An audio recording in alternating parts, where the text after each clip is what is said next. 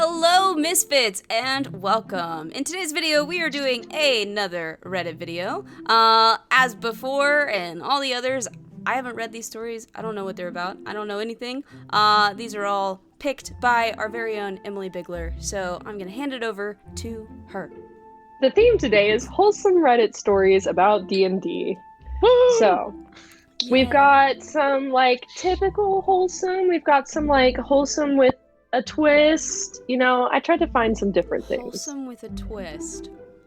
Yeah. I'm trying to picture that right now, and yeah, I'm curious. Yeah. The first one is titled, "That Time I Completely Derailed the Boss Fight in the Most Wholesome Way Possible." Okay, all right. You got me interested. Yeah, I thought it was a catchy title too.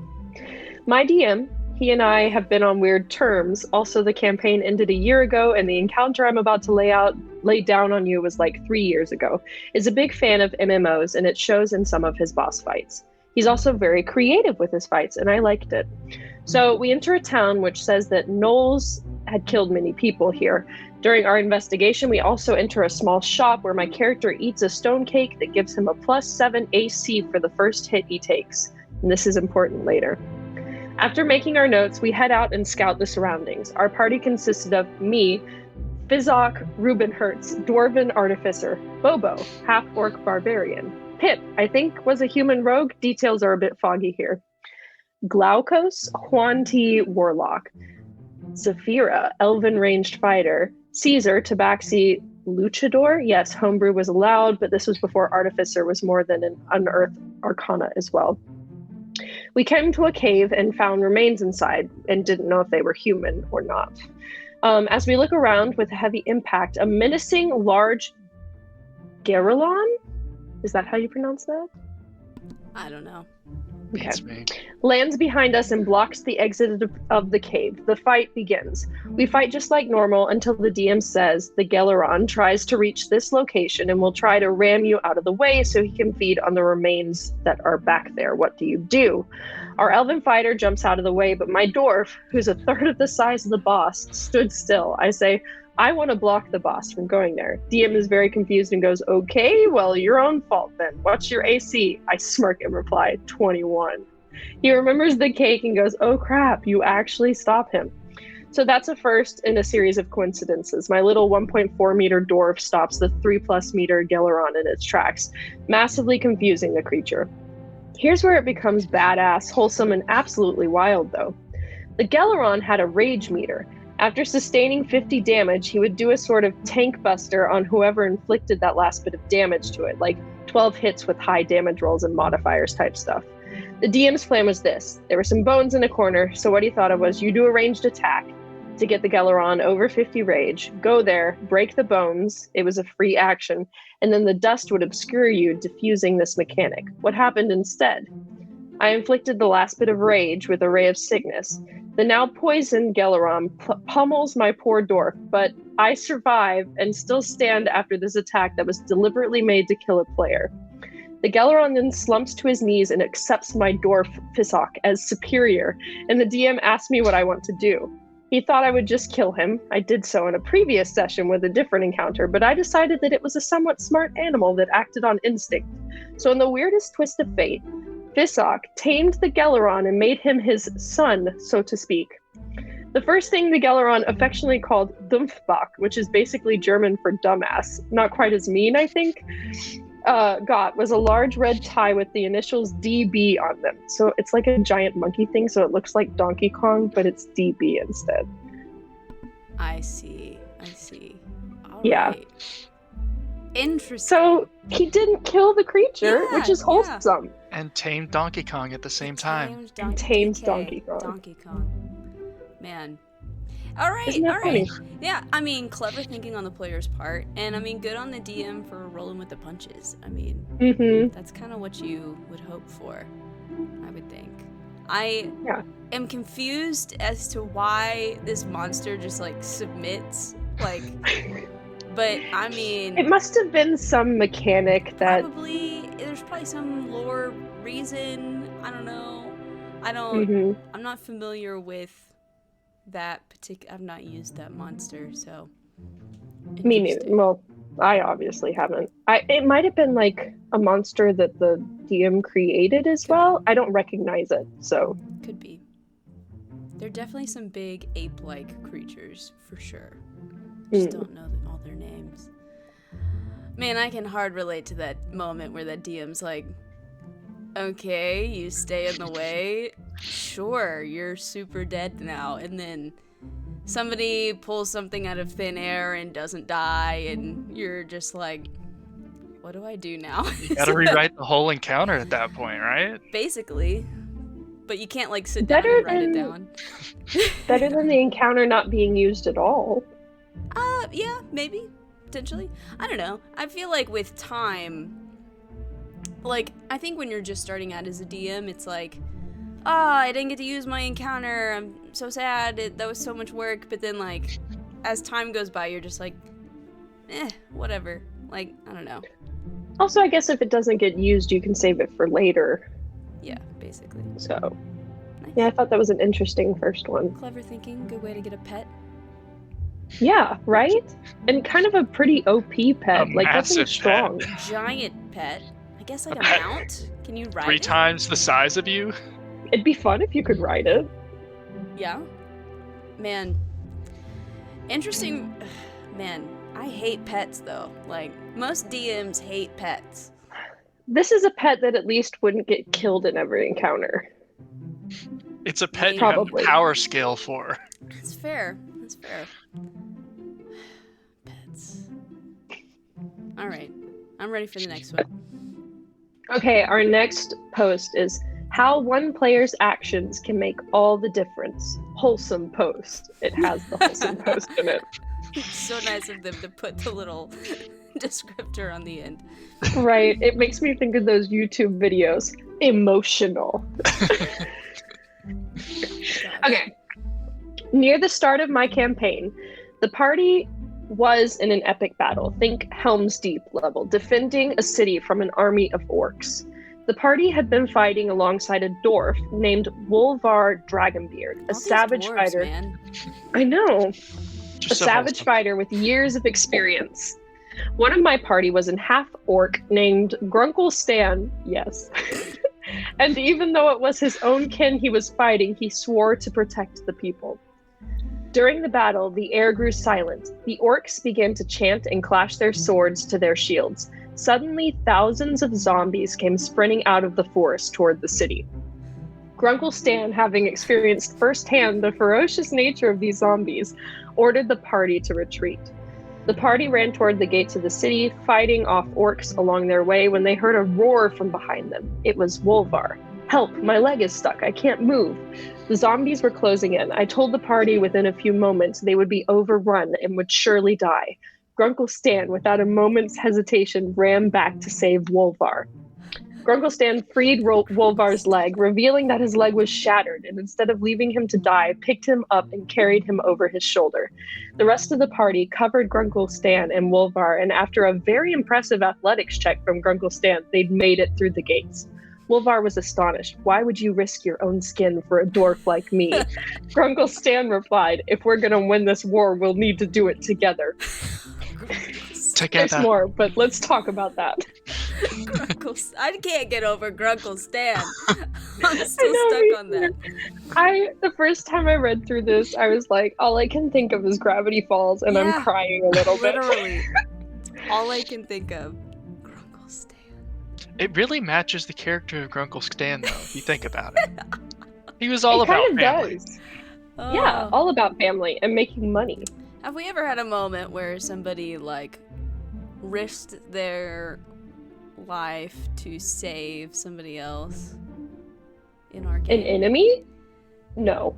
I mean, I guess, Isla, your character, like, gave herself up to save the party. Yeah, but I don't know that if that's the same as, like, going out of my way to save an enemy's life. Fair. You've kind of put your neck out there to help Allie out when he's not always been on your side. But yeah, it's not quite the same. Like, literally saving somebody that you're enemies with. It's a big... And, like, until the zombies showed up, actively fighting against. Mm-hmm. Imagine Helm's Deep, the actual Helm's Deep, just like getting interrupted by a bunch of zombies. like imagine Gandalf showing up with the Riders of Rohan and just being like, what the fuck? Shit. Do we have other beacons we can light?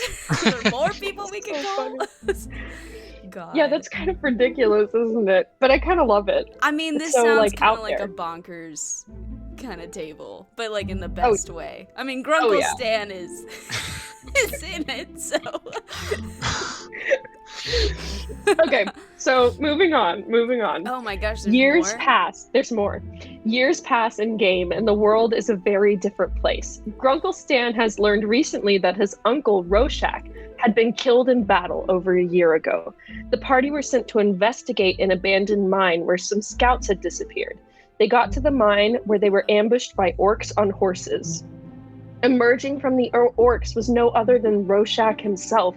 Grunkle Stan was in shock. The uncle and nephew embraced each other. Grunkle Stan said, "I don't understand. I thought you were dead."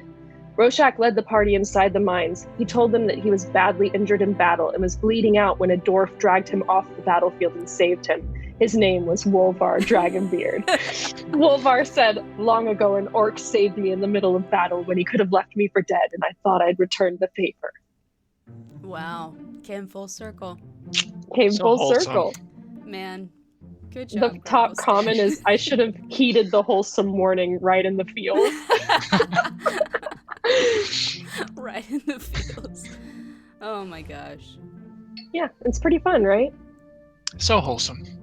It kind of reminds me of how we in our last campaign would have random things come back that somehow made sense.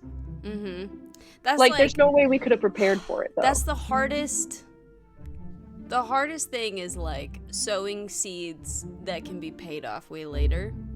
Or like figuring out how to tie up loose ends or have callbacks to stuff that happened a long time ago. I think of Curse of Strahd.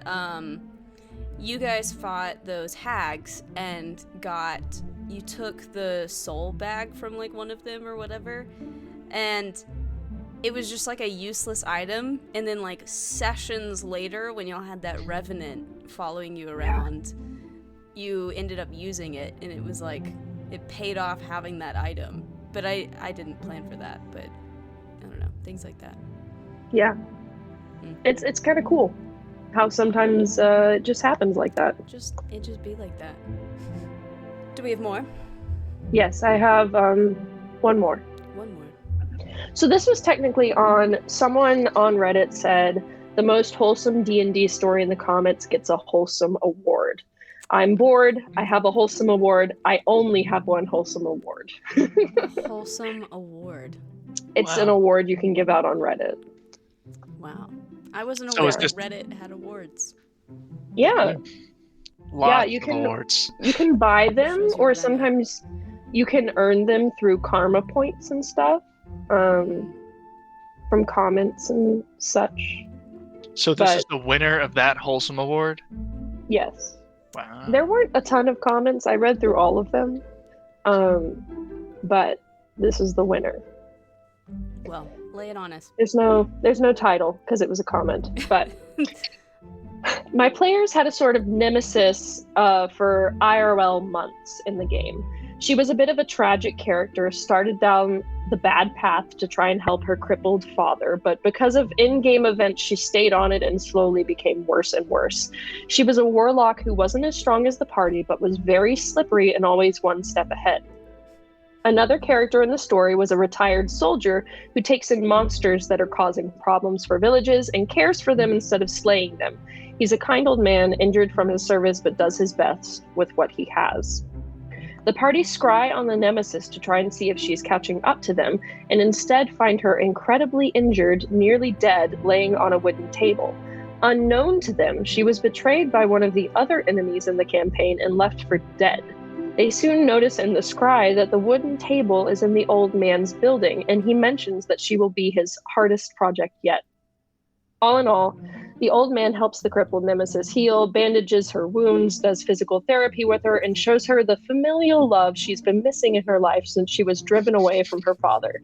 It's so great, not only because these two characters were, in my and the party's absolute favorite, even if they loved to hate the nemesis, and both of their character arcs were completely unplanned and happened organically based on in-game events.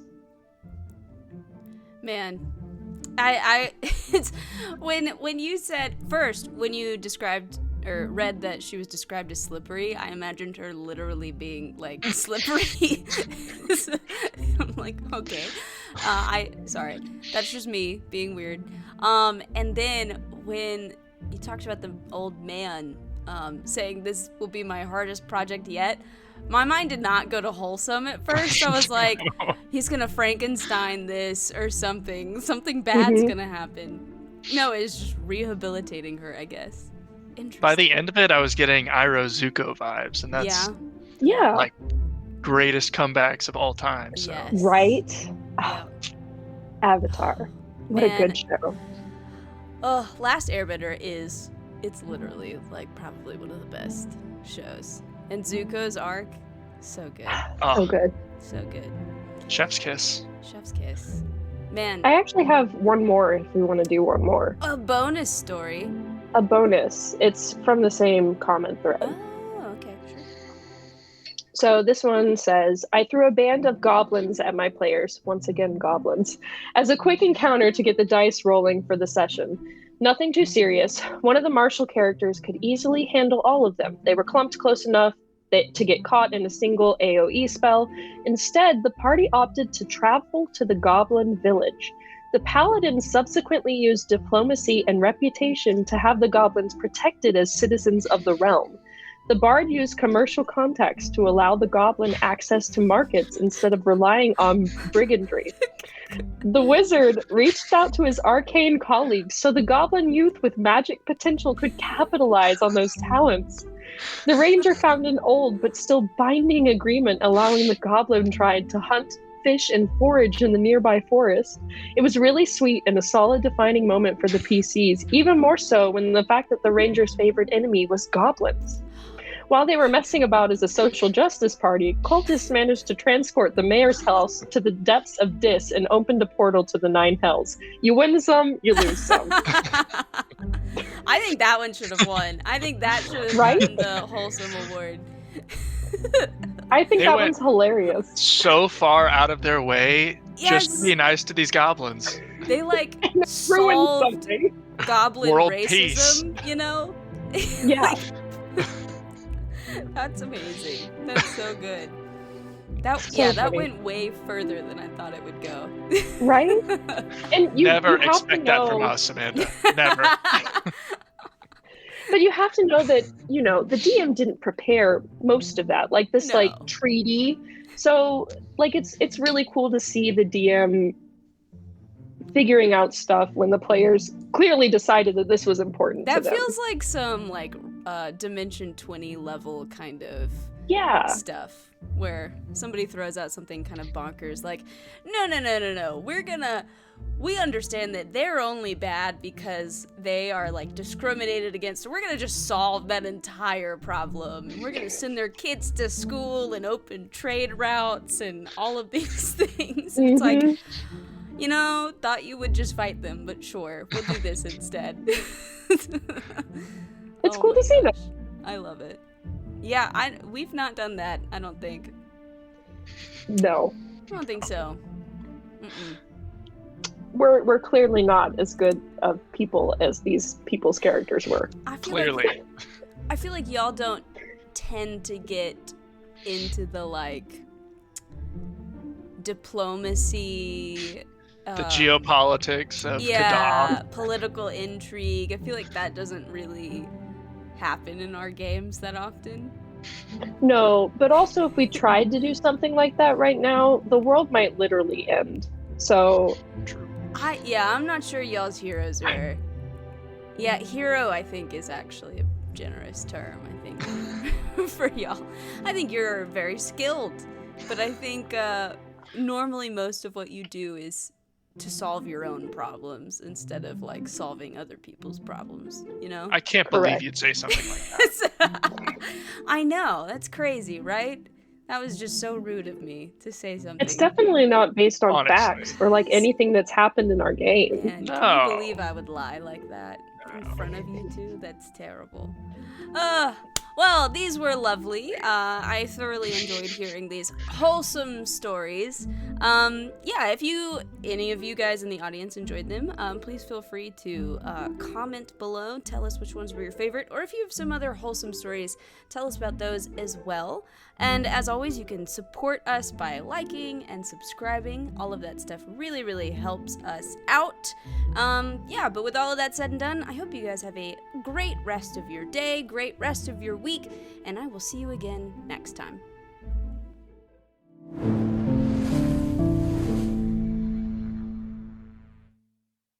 It's titled That Time. What is the theme? Oh. Did she? Oh my god! The suspense is killing me. That was so perfectly done.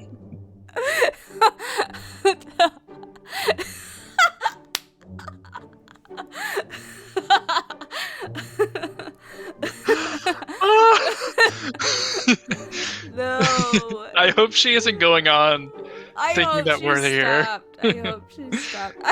I lost connection. Oh, you're back. You're back. Oh my god. God. The timing of that was so